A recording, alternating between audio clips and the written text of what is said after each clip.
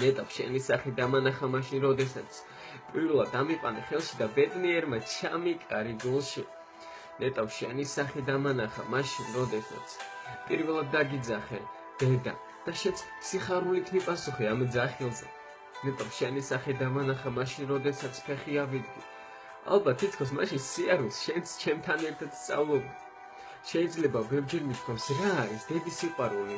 მაგრამ იძახიან ამ გზნობას მაშინ დააფასებ როდესაც დედა უკვე გვერდში აღარ გეყოლებაო